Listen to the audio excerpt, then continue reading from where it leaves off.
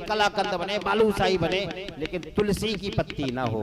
तुलसी का अगर पत्र आप उसमें नहीं डालेंगे तो भगवान पाने वाले नहीं है। इसी वजह से कहते हैं गुरु दीक्षा में जो कंठी मिलती है तो हम लोग पहने हैं और आप भी पहनते हैं, तो गुरु जी तुलसी की कंठी क्यों देते हैं कि बेटा आज से जब भी तू कुछ भी लेगा तो भगवान का भोग लगा के लेगा। बोले कैसे लेंगे? मान लो हम रास्ते में हैं और तुलसी की पत्ती नहीं है, हम तुलसी नहीं लिए तो क्या करेंगे? तो बोले कंठी को स्पर्श करा दे।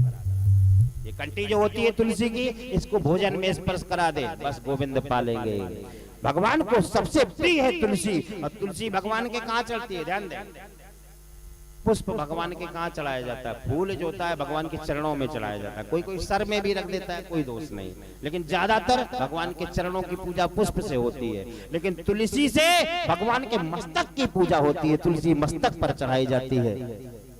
जहाँ तुलसी को देखा बोले हम यही रहेंगे, बाबा बाबा इसी जगह अपना नया गांव बसाओ। सो वही विसर्जनों तुलसी के वृक्षों को काट काट कर वृंदावन धाम बस गया। बोला वृंदावन धाम की। एक बार भगवान ने सारे तीर्थों को बुलाया, वहाँ अयोध्या भी आए, वहाँ प्रयागराज भी आए, वहाँ भी सज्जनों वृंदावन धाम भी थे, वहाँ भी सज्जनों बद्रीनाथपुरी थे, जगन्नाथपुरी थे, सेतुबंद थे, रामेश्वरम थे, सारे तीर्थों को बुलाया।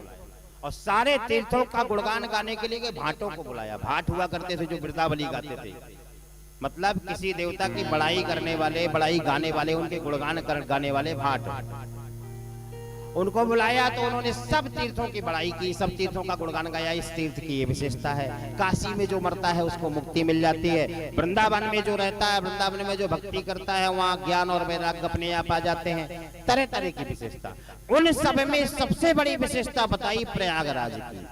प्रयागराज की जब विशेषता को देखा तो भगवान ने तीर्थों का राजा बना दिया। कहते नहीं है तीर्थराज प्रयाग, तीर्थों का राजा बना दिया प्रयागराज को, इलाहाबाद को। संगम जहाँ होता है पीछे जनों 12 वर्ष में विशाल कुंभ पड़ता है। बोलो गोविंद भगवान। जब तीर्थों को राजा प्रयाग को बना दिया तो प्रयाग बोला महाराज मुझे तीर्थों का राजा तो बना दिया, सबके सामने तिलक कर दिया, लेकिन राजा बनने से मुझे फायदा क्या है ये भी बताइए। बोले राजा बनने से तुम्हें फायदा ये होगा कि जितने भी दुनिया में तीर्थ हैं सब तुझे किराया देंगे नहीं, भारत भूमि में नहीं रह पाएंगे। चाहे जगन्नाथपुरी हो, चाहे बद्रीनाथपुरी हो, सब तीर्थराज प्रयाग में किराया देने जाएंगे। तो सारे तीर्थ आज भी प्रयागराज में किराया जमा करते हैं। अब आपको दिखाई ना देते होंगे। बोलो गोविंद भगवान की। क्योंकि ये दिव्य दर्शन चर्म चक्षुओं से नहीं होते, चमड़े की आंखों से नहीं होते। इनसे तो हम टेलीविजन देख सकते हैं और पेपर पढ़ सकते हैं, लेकिन इन आंखों से भगवान के दर्शन करना सहज नहीं है। जब इन्हीं आंखों को तपा तपा कर, तपस्या करके, भजन साधना करके, सुंदर संतों के सानिध्य मात्र से जब इन आंखों को हम दिव्य चक्षु बना लेते हैं, ज्ञान की आंखें, तो भगवान नजर आने लगते हैं। ध्यान दें, जिस प्रकार ये हमारी आंखों में पर्दा डला हुआ है, हमारी आंखों में कौन सा पर्दा डला है? माया रूपी आवरण पड़ा हुआ है, काले रंग का पर्दा। काले रंग से हमें सारा संसार काला काला ही दिख रहा है, ये काला ही है, स्वप्नवत संसार है, आज दिख रहा है। देखिए ध्यान दें, कभी कभी ऐसी स्थिति हो जाती है, मनुष्य कहता है कि फलाने दादा फलाने भैया हमारे बगल में बैठे थे, 4 बजे तक खूब दरबार हुआ और पता लगा वो कल सीताराम बोल गई 5 बजे। किसी का कोई ठिकाना नहीं है। इस प्रकार विसर्जन जब तीर्थों का राजा प्रयाग को बना दिया, सारे तीर्थ वहां किराया जमा करने जाते थे, वृंदावन कभी नहीं गया। एक बार प्रयागराज गुस्सा हो गए और आ गए वृंदावन में भगवान बांके बिहारी के पास और अपनी चाबी निकाली और उठा के फेंक दी।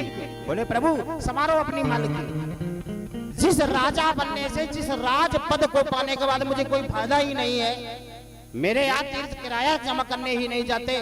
बोले कौन सा तीर्थ नहीं गया बताओ, मैं उसको दंडित करूंगा। भगवान ने कहा, बोले महाराज आपका वृंदावन कभी किराया जमा करने नहीं जाता और तब भी भारत भूमि में बसा हुआ है। भगवान मंद मंद मुस्काए, बोले ए तीर्थराज प्रयाग, मैंने तीर्थों का राजा बनाया है, मैंने अपने घर का राजा नहीं बनाया।